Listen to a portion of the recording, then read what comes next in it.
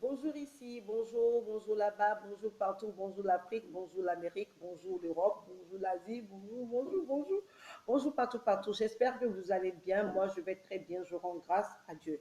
Aujourd'hui, nous allons parler du Fagara. Le Fagara, appelé dans mon vernaculaire ici au Bénin, le Hétin. Le Hétin. C'est une plante portant sur ses branches de nombreuses épines recourbées. Toutes ces parties sont utiles et consommables. N'importe quelle partie de cette plante froissée dégage une odeur citronnée. Elle a une saveur piquante très agréable, en tout cas agréable pour moi. Cette plante est utilisée sur le plan interne et externe. D'ailleurs, si vous avez besoin de rafraîchir votre corps, si vous avez besoin de sentir une certaine fraîcheur, il suffit de triturer quelques feuilles du fagara dans de l'eau avec lequel vous vous rincez.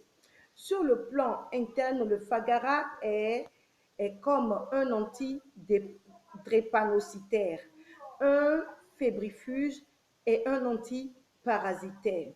Cette plante est une antipyrétique naturelle, recommandée en cas de fièvre intermittente. Lorsque vous êtes devant un sujet fiévreux et que la fièvre ne s'arrête pas, il suffit de faire la décoction d'environ 10 grammes de son écorce pendant 10 minutes dans de l'eau et vous consommez ou vous donnez cette solution au sujet malade. Vous-même, vous témoignerez de son efficacité.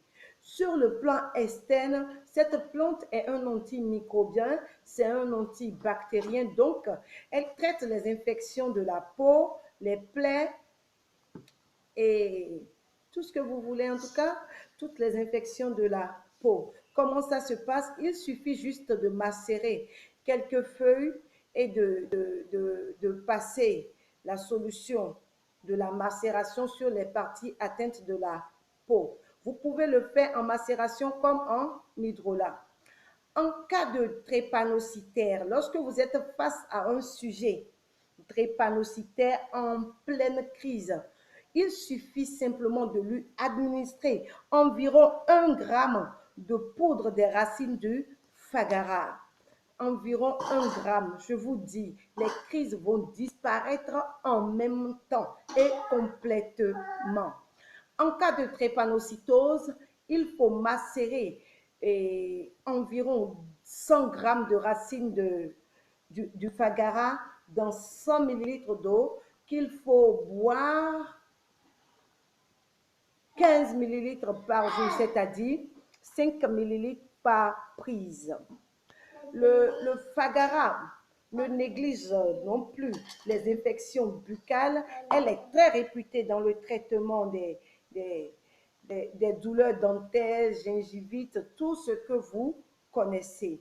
Elle est également recommandée en cas de carie dentaire. Sa tige utilisée comme brosse végétale ou frotte-dents calme toutes les douleurs dentaires et traite les infections buccales aussi. Sa poudre, la poudre de ses racines enfoncées dans les dents malades, les dents atteintes de carie, provoque la destruction des bactéries, guérit la dent et arrête l'invasion.